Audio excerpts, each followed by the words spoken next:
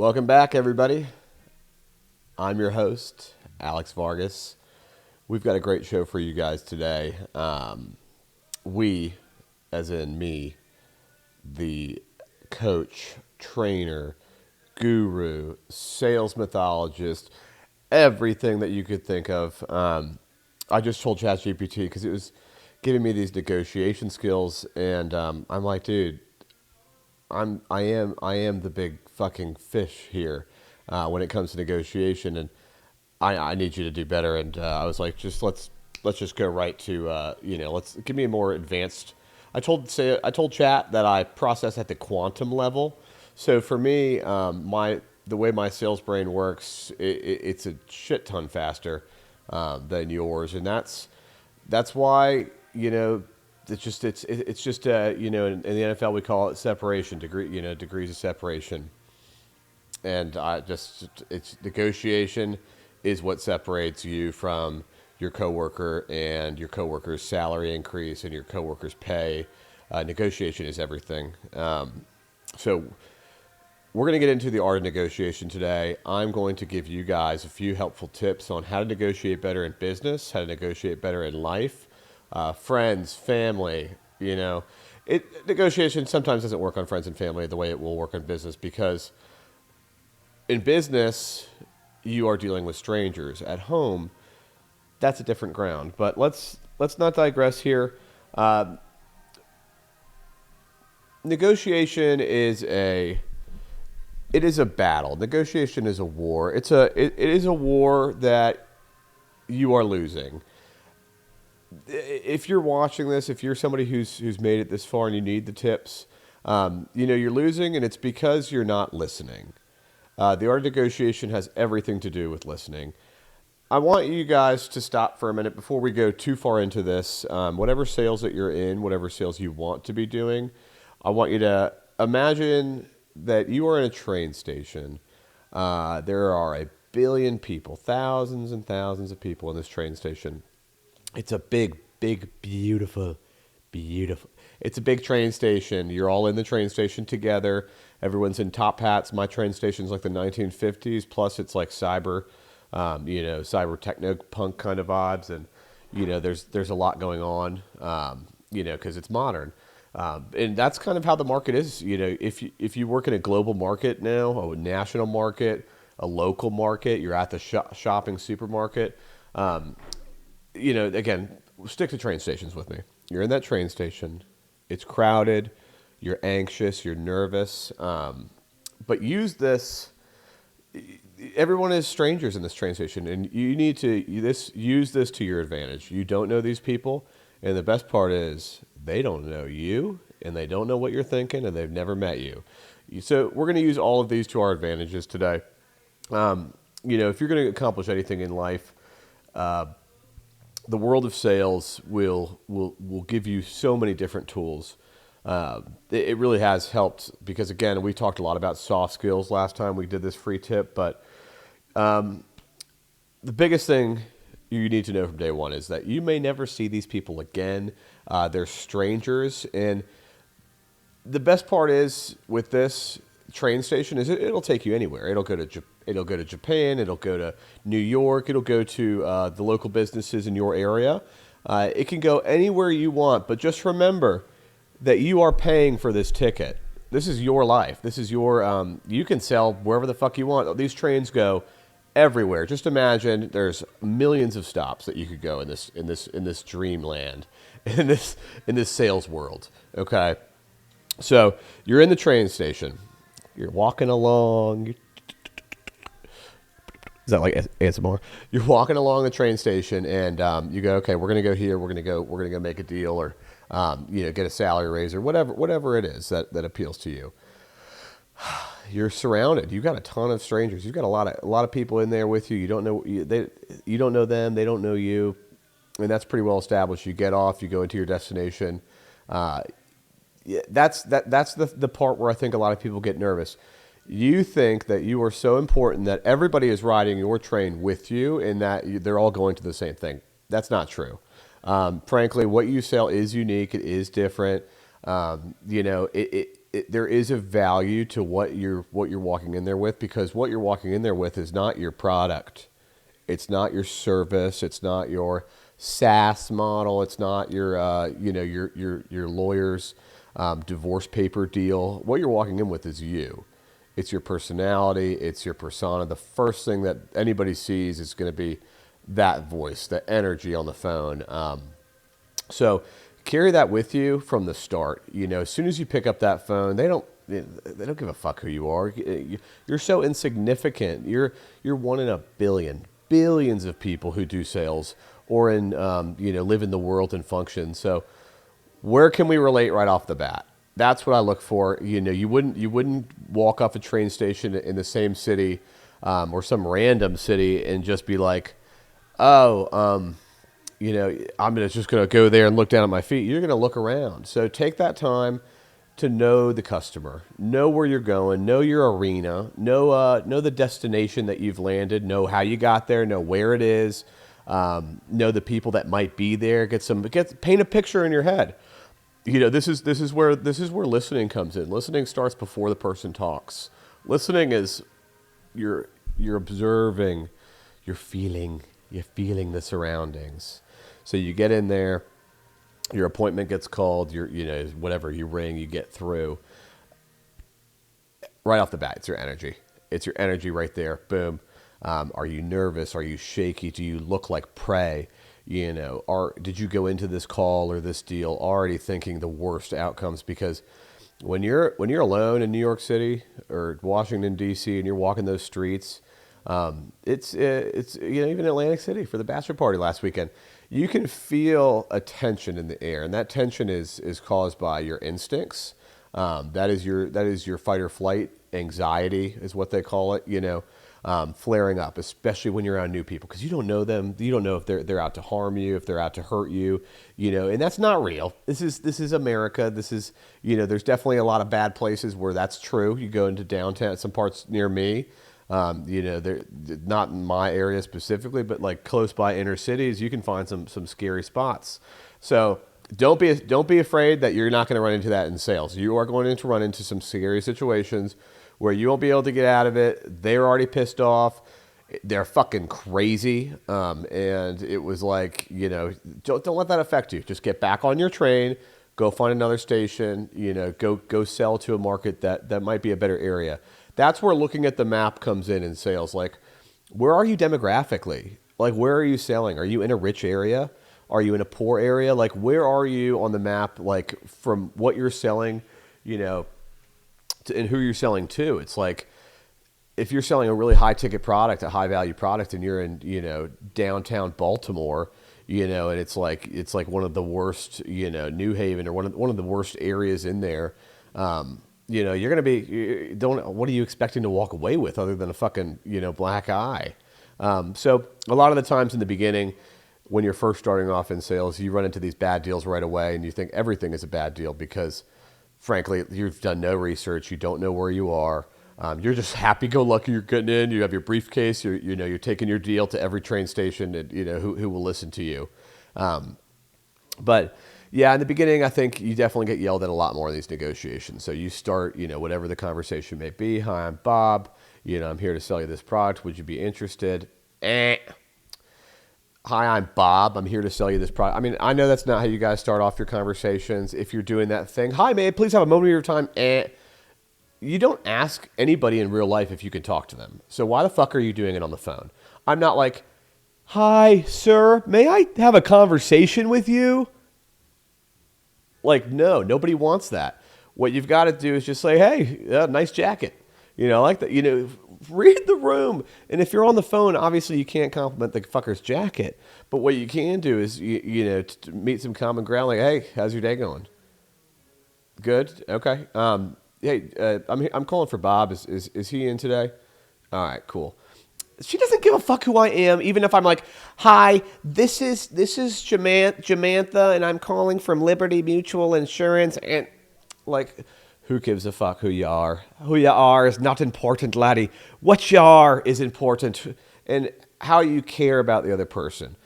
Receptionists are my best friends. These clients. I work with a lot of law firms. Like, the receptionist is kind of like in most of these law firms, I feel like, or in some of these agencies, the gatekeepers is what we call them in sales.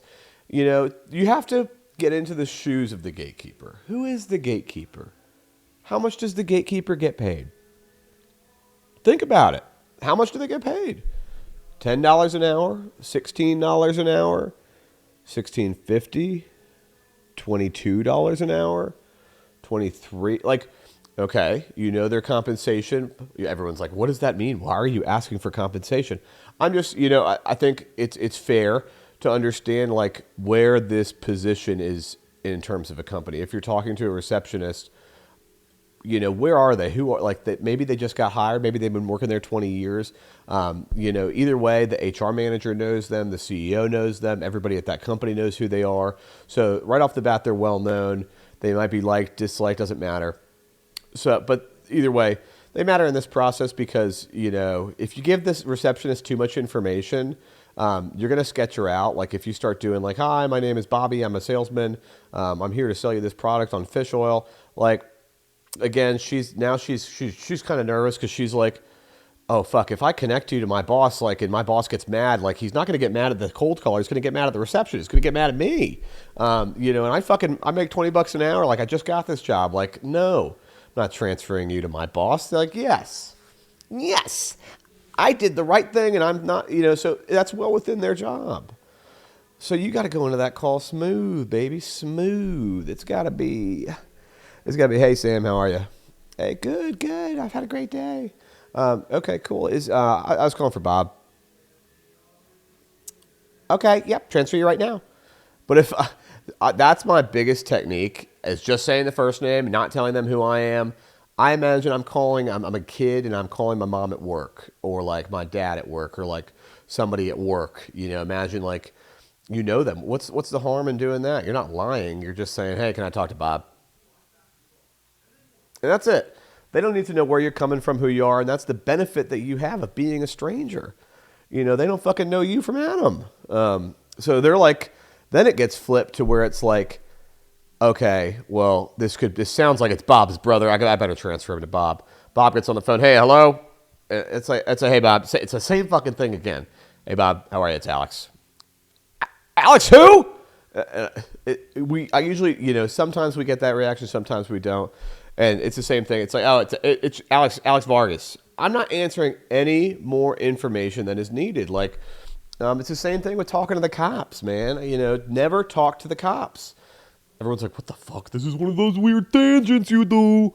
No, but I mean, it's true. You never want to talk to the cops in any type of legal situation because nothing you say can be used to help you. So it's the same thing when talking to a decision maker. Same thing when you're talking to your boss or a negotiation maker. With your boss is different. I mean, I'm saying like, being honest with me, my employees better be open. No, but you get what I'm saying. It's like, don't answer more than is needed in certain moments. When you're just meeting somebody, hey, I'm Alex. Yeah. I wanted to know if you guys were still hiring. Hiring for what? Sometimes I get that. Sometimes I don't. They're like, yeah, we are. I'm like, okay. Obviously I did my research. I know what they're hiring for. If you're in software sales, you already know, you got the lead somehow. So it's like, there's no need to really do that. You guys already know. I'm just trying to find out if he's hiring. I want to know right off the bat if he's going to be honest with me, if they are hiring, and if I can fill the position. Same thing with any other deal. Before I ask my wife to go to dinner, hey, are you hungry? I'm not going, hey, can I ask you something? So I'm from downstairs in the basement land, and I wanted to know if we could order out tonight. That's actually pretty catchy. So feel free to use that one.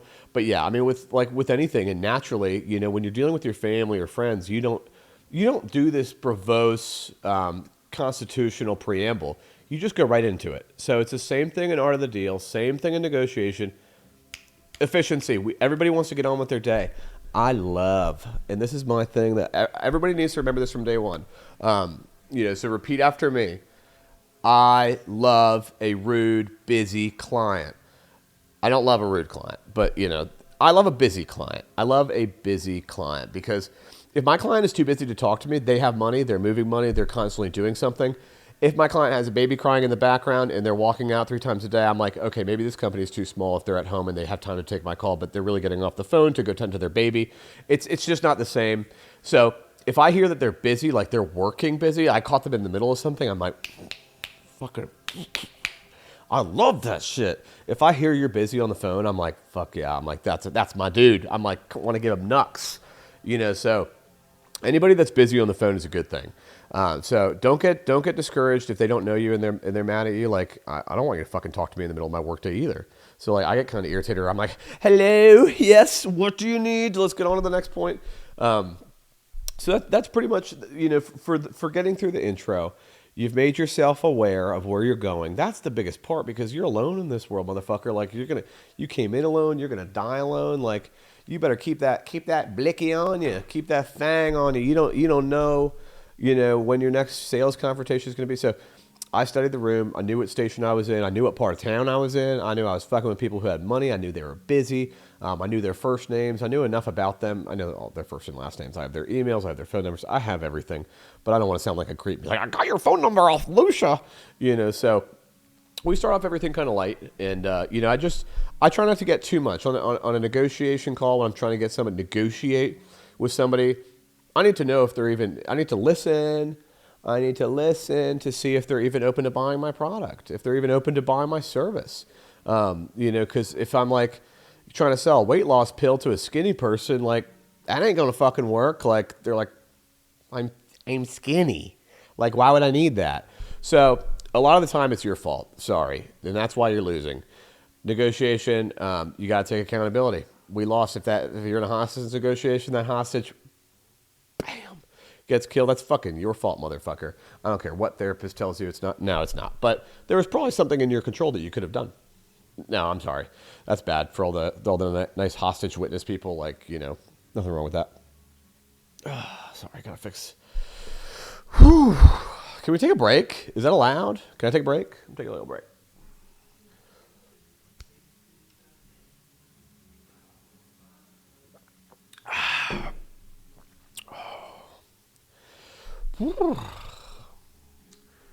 Yeah, we need just a little break. A little calm. A little calm, a little quiet. Little Kamala Harris. She will not be the 43rd president of the United... Camilla. And he looks at both sides of the crowd. He's such a showman, that guy. No, this might as well just be called the Donald Trump show. He lives in my head rent free. Well, no, because every time I wake up, I see him. Little story, quick story. We'll pause the sales lesson for a story. Went to my neighbor's house the other night, and at my neighbor's house, they had a Donald Trump plunger. I thought that was kind of cool. I mean, I wouldn't personally keep a Donald Trump plunger in my bathroom or any type of plunger shaped like a humanoid, but I get where you're going with it, and I respected it. I live in a very liberal neighborhood, so it's like-minded folks such as myself. But in sales, while we're staying on topic, obviously people say don't talk about politics. They say don't talk about politics. Don't listen to that. Talk about politics if you want. I mean, obviously, in the way of like making the sale. So if my customer is conservative, I'm conservative. If my customer is liberal, I'm liberal. This is my motherfucking job, people. So it's like, don't break that fourth wall with me, all the time. Like, and also I am fucking George Washington. I'm a fucking American. I'll go all the way back to that first president of the United States. And, I just love America. Like, freeing ourselves from the Brits, like, that to me, democracy. What we're doing with it now, I mean, it's definitely crucial. We got to maintain the democracy that we're in, but also, I'll listen to a conservative. I'll listen to a Democrat. I'll listen to whoever wants to talk to me. As long as you're talking to me and listening to me, we have a possible negotiation here. And honestly, it's all sincere. Like you probably can't change my politics deep down, but like, I'm open to hearing it. Like, I'll listen to you. Like, if it's an issue, a certain issue, like, I kind of will agree, in the grand scheme of things, I might side with you and be like, yep, that makes sense, because That's why we freed ourselves from the Brits. You know, I don't want, no one's going to tell me how to think without my, like if I'm putting my taxes in it, if I'm being represented, then sure, you know, I'll listen to your opinion, but okay, I'm losing it. I don't know where I'm going with this. Let's go back to sales. We have successfully started the art of negotiation. We've arrived at the door. That's the first part. You're walking around that train station. Yes, class. What did you want to hear? Yeah, what are we carrying? So we're carrying a Glock 9, a fucking AK. We got our bazooka. We got grenades. I mean, as you get older in sales, like it's kind of like anything like World of Warcraft or anything. You build an arsenal of tools. Just like in comedy or podcasting, I'm building my arsenal of tools that I like or that I think work with people. Again, for example, like Days in the Life, that works. Comedy. The comedy bit, people didn't really... I got a lot of reaction to it, like, you know, socio action to, like, response. Like, that was triggering to people. So, I mean, there's certain type of comedy that works. If your result is if your goal is attention, which it is, like, you know, everyone's like, you're doing it for attention. I'm like, I am doing this for attention. So keep paying attention. That's what I need from you. So yeah, I think, where did I just go? Oh, I don't remember. See the trains. But yeah, back to sales. You have all these weapons, grenades, bazookas, AK-47s, and you develop them over time. Okay. The number one weapon we've talked about that you will hear if you Google any type of sales, most likely, is silence, the power of silence. And let's not talk about silence in the word of silence. Let's not talk about the key of silence. Or the sound of silence.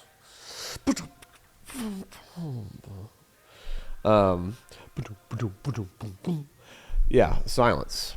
That is your knife. Silence is your knife. Silence is it's your most powerful tool. It's your most frequently used tool. So when we think about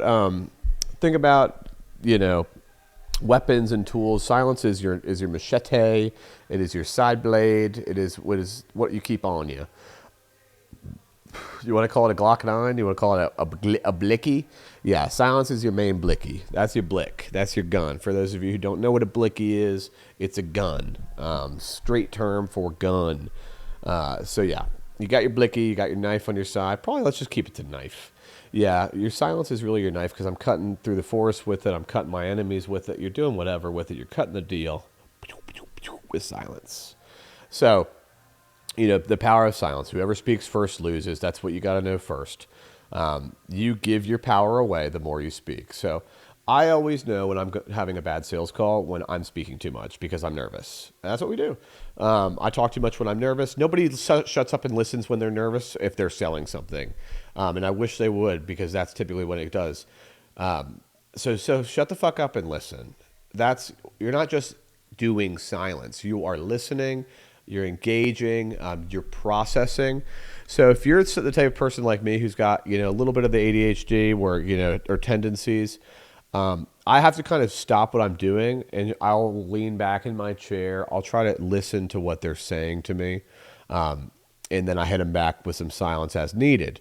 So yeah, moments to pause for silence. You ask a question, stop fucking talking.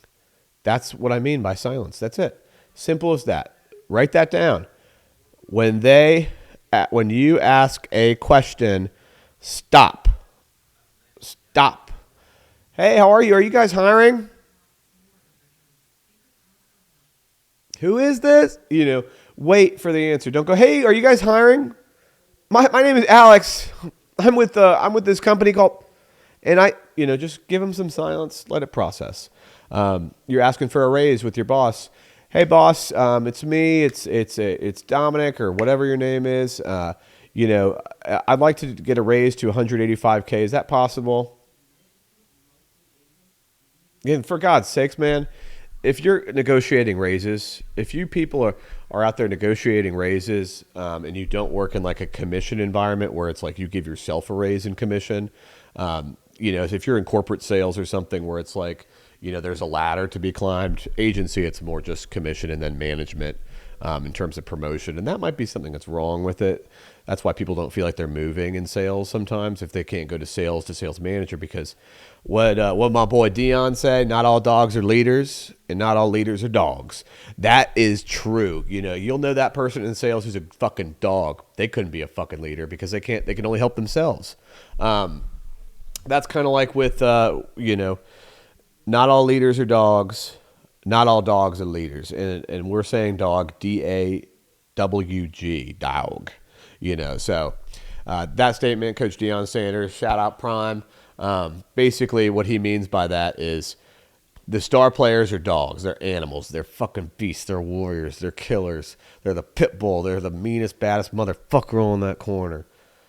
They're necessarily not going to be able to lead you because they're going to be busy eating up everybody, So, and then you got the leaders. The leaders, they don't need to be dogs all the time. That's kept in their back pocket. They are a dog deep down. Sometimes they could be, but sometimes your leader's your spiritual guy. Sometimes your leader is sometimes you are the personality hire.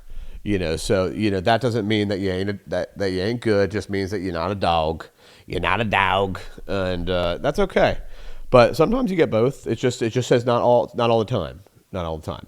So you've got silence as a weapon. If you're negotiating a deal with your boss or whatever, you ask the question, you stop talking, you just listen.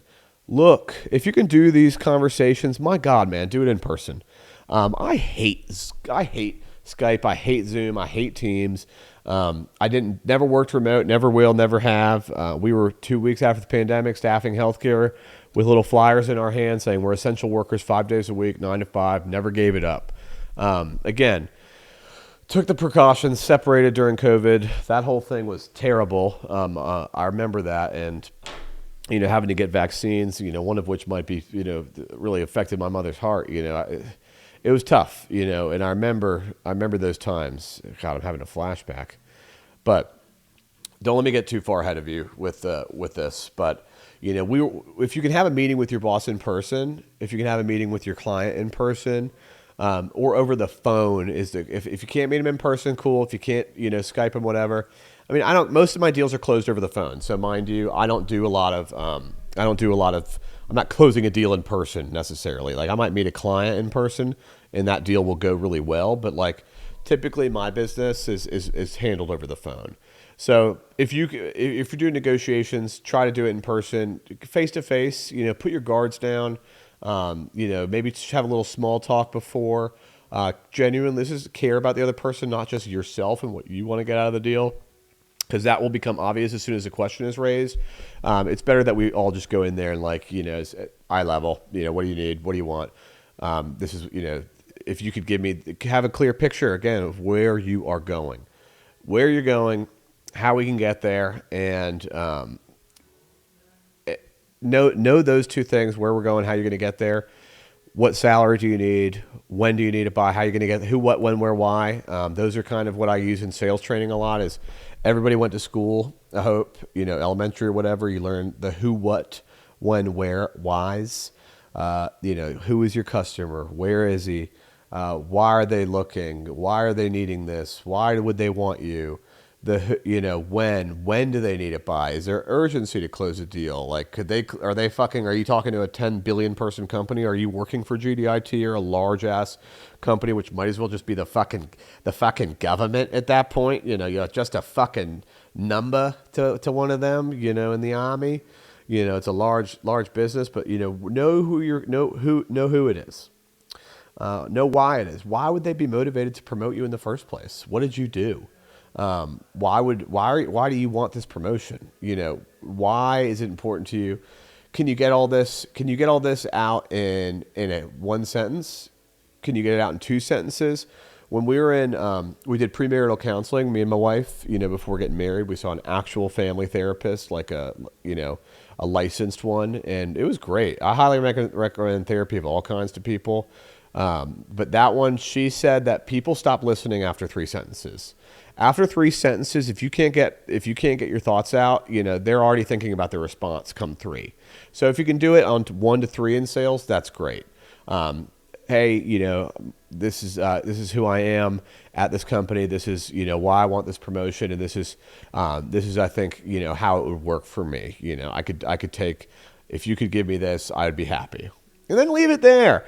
The other thing is implied. You don't need to threaten your boss. You don't need to threaten the deal. You don't need to scare the person about walking away right off bat. This is early on negotiation stuff. So it's just like, let out there. What do you want? Ask for what you want. That is what my mother, who's an extremely successful businesswoman, extremely successful, had two companies now, over $100 million, total for both companies. Probably more than that if you combine them. But yeah, in over, I think her 20, 30 years in business, maybe 40 years in business in total. She always told me, ask for what you want at a young age. You got to ask for it. If you don't ask for it, nobody knows. So think about your toddler at home. Start the negotiation off asking for what you want, laying it on the table. Hi, are you hiring? I would like to help you. Hi, are you still looking for this? I want to work with you. Just put your intent out there, speak it into existence, manifest it, as they say. Like chart the stars, chart the astrology, and manifest that shit. So we are off the train station. Client now knows who we are. We're at the front gates. We've got past the gatekeeper. We know what we're selling. We know who we are. We know our worth. We have our why. We've asked it. And the answer is no. Was that your fault? No. It's not your fault. You went up to the girl at the bar. You asked her if she had a boyfriend. She said yes. Okay, that's your no. That's where you stop. Like, if somebody's talking to my wife or whatever, like they stop once they see the ring. I hope. But yeah, I mean, you stop once you get that no, your conversation now changes.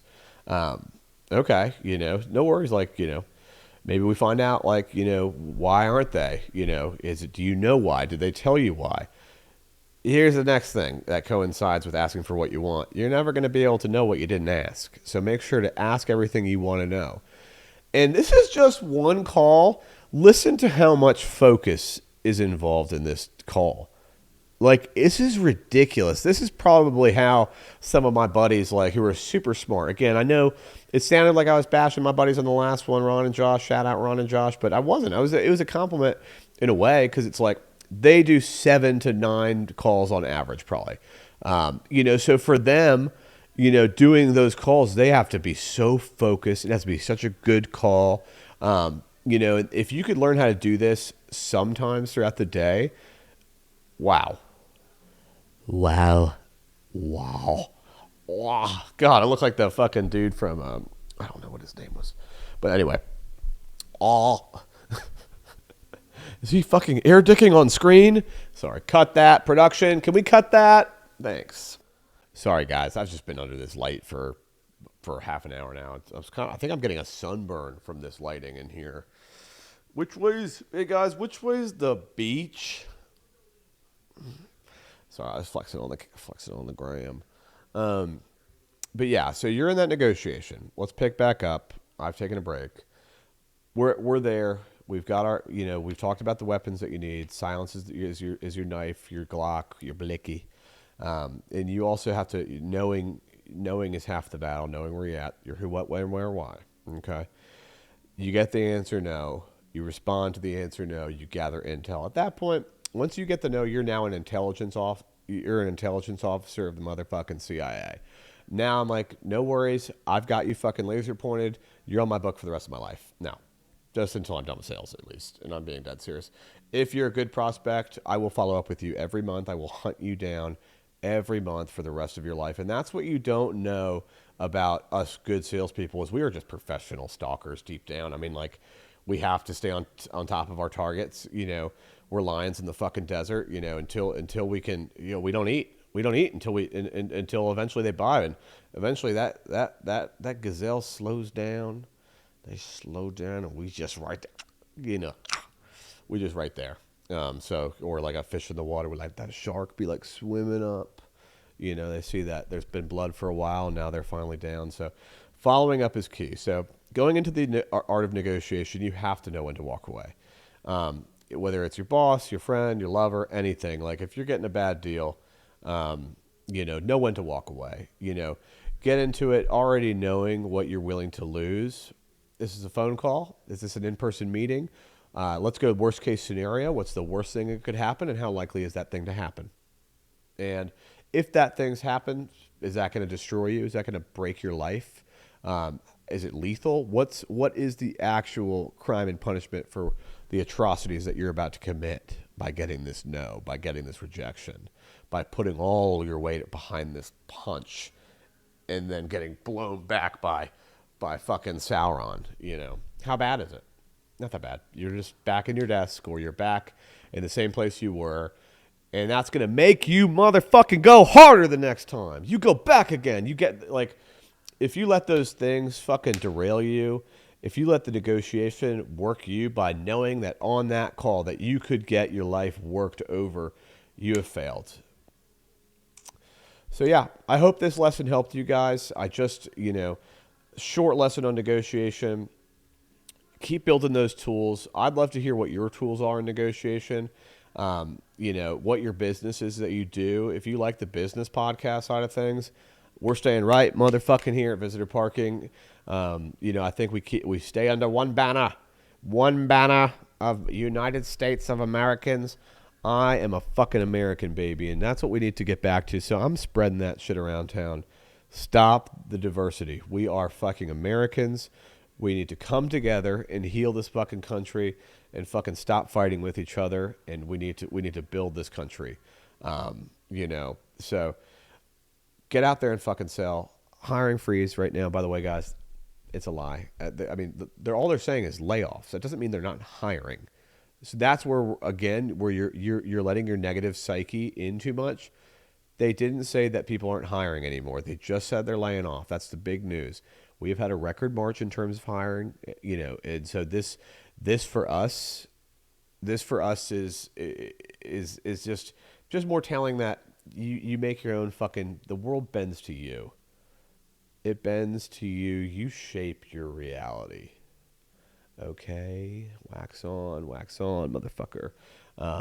You wax on and on and on. We're never fucking waxing off. We're just waxing on. So stay live. Today is Sunday. We're getting back after it tomorrow. We go hard as fuck Monday through Wednesday. Monday through Wednesday, it's like I go hard in the we're in the paint.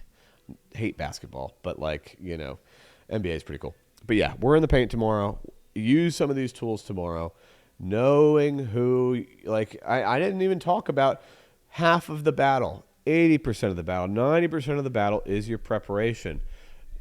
God gave you this. God gave you this little body. This is all you have. Your little ears and your little mouth and your little... Everything that you have is there. You're not going to change it. The deal is only as good as you and your product sometimes. So if you want to be a snake oil salesman, use your powers for evil. But, if I know I sell a good product, I know that our service is fast. I know we don't overpromise. I'm not promising that I'm going to build you Jesus in a lab, or Gandhi or whoever you want to see, as your receptionist, sir. But we're going to find you the best capable, quality receptionists that are on the market right now that align with what you're looking for, and they can go in. Everything is you. I always flip it. Negotiating is like, why are you interested in this? They weren't even interested in it to begin with, but now everything is implied. I'm implying if they've gotten this far in the conversation, they're interested in it. So flip it back on them. It's like, why? Why are we making this deal? Why do you want to hire this guy? Get them in the question of why would this deal be good for you? Ask them, could this benefit you? If I were to be able to do this faster, would that help you? How could we make that happen? It's just keep asking questions. Your questions, your silence. Question, that's another tool. Think about your questions as kind of little grenades.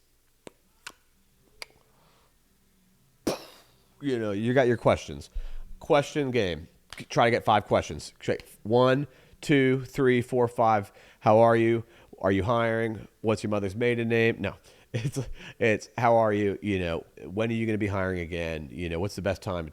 How can I reach you? Have you guys ever done this? What's if I could do this? How could how would be best to reach you?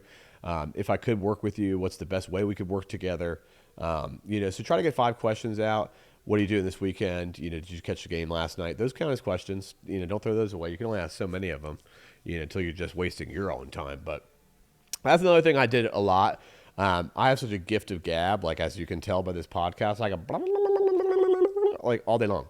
But you have to know when to stop talking, when you've said enough, and when you've gotten enough. So once I've gotten enough, call was pleasant. We did well. Great call.